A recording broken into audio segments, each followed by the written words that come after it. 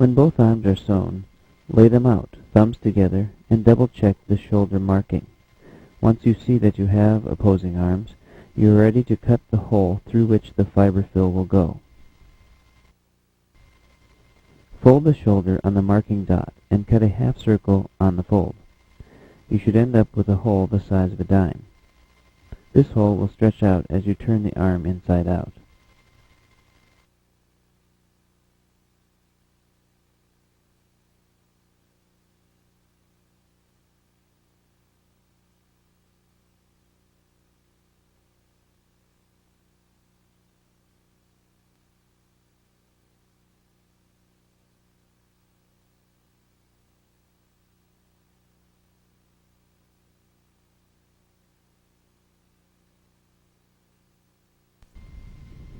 Once both arms are turned inside out, you should see again that you have two opposing arms.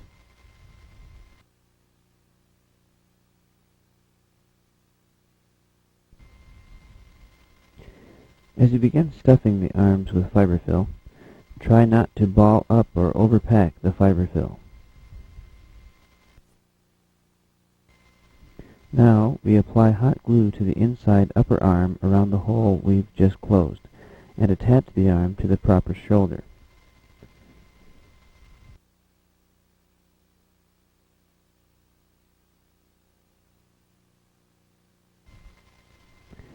The arm should hang slightly forward to the body, and be sure that the thumbs are facing forward also. Hold the shoulder in place with one hand inside the body and one against the arm until the glue has cooled sufficiently. Be patient. Fleece, as an insulator, will slow the cooling time.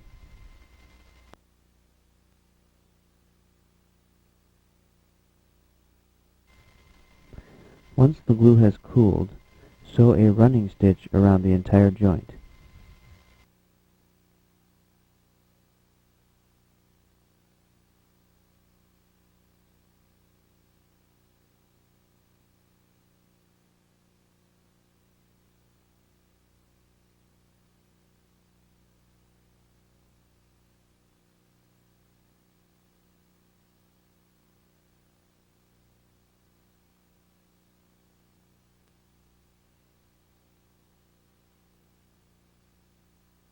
Pull the stitch tight and tie to finish the seam neatly.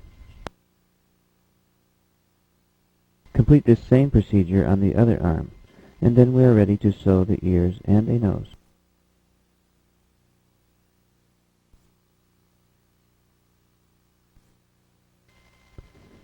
To sew the ears, transfer the pattern to the doubled fabric, situating the straight edge of the pattern along the double edges of fabric. Sew seams on these lines to form the ears.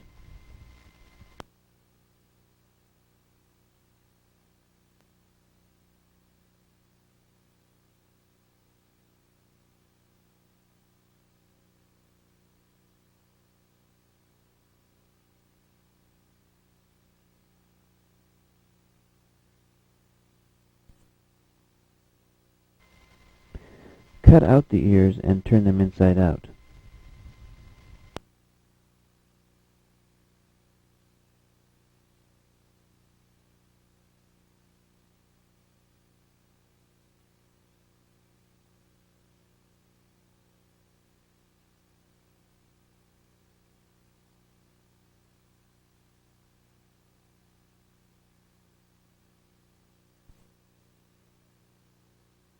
Stuff the ears with a small amount of polyfill. Now sew a top seam around the inner ear about a 1/4 inch from the outer seam.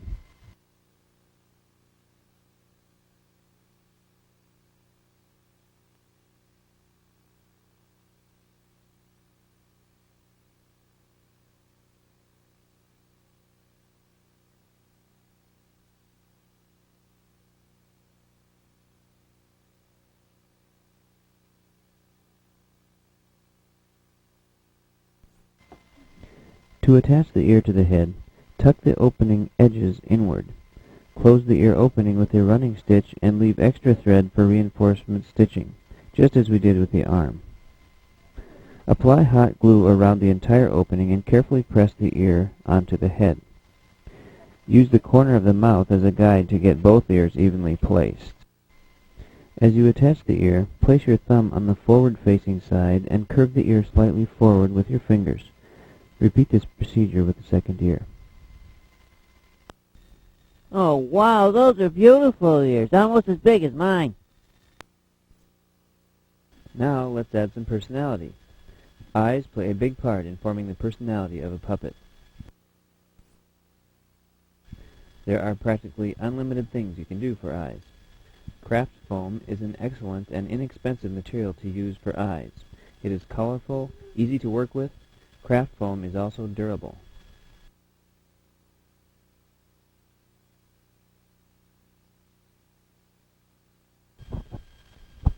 Transfer the eye patterns to the craft foam and cut them out. Note, if you use scissors to cut out the eye components, start the cutting with the scissors edge closest to the scissor hinge and make one long cut. This will give you clean, rounded edges for a sharp appearance. Choose one of the eye patterns included or design one of your own. Thread spools make good patterns for eye pupils of different sizes.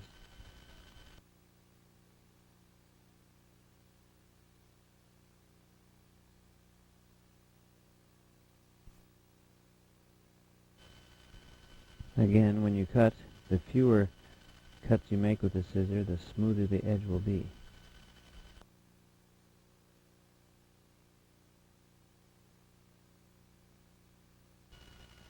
Once the eye parts are cut, arrange and rearrange them on the face until the features look proportionate or to your liking, with pupil sizes and eye shapes.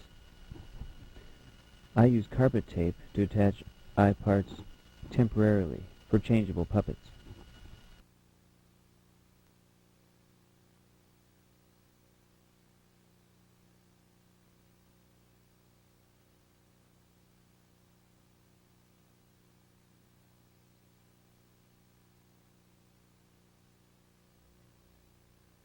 Hot glue the eye whites in place. Now position and glue the pupils into place. For temporary or changeable features, attach the craft foam using double tape instead of hot glue. Carpet tape also comes in handy to temporarily attach props to the puppet's hands or to hold hats firmly in place.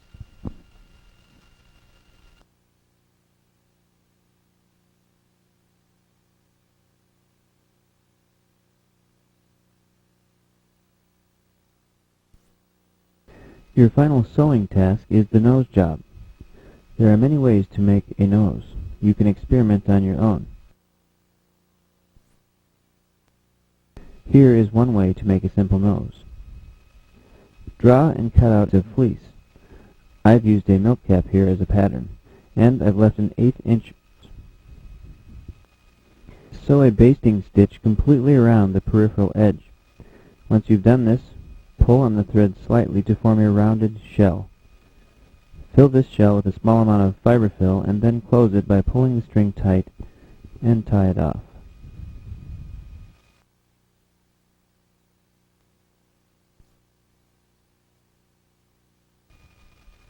Use your fingers to form and fit the nose to the location you desire, and then hot glue it into place. Here we have a fine-looking fellow who only needs a hairdo. Hair is the final frontier. Use the hair pattern that came with this video to sew up a wig in fun fur, or glue feather boas, yarn, or fleece strips to the head for hair and or beards. Be creative. Use pins or carpet tape to attach temporary hair, or use hot glue for a permanent do.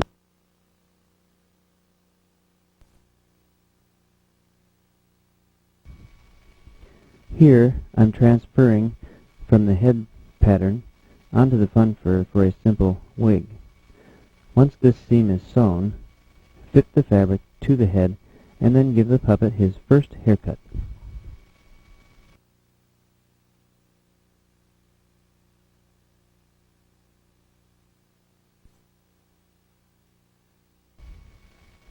Tuck the edges of the fun fur under as you attach the hair to the puppet.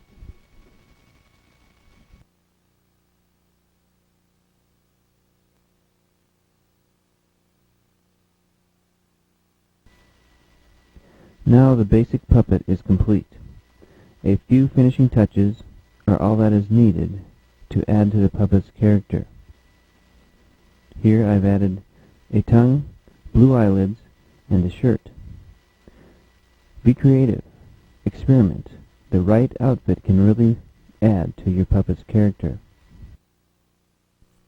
Well, we did it. A brand new puppet. Now, let's meet Jeremy.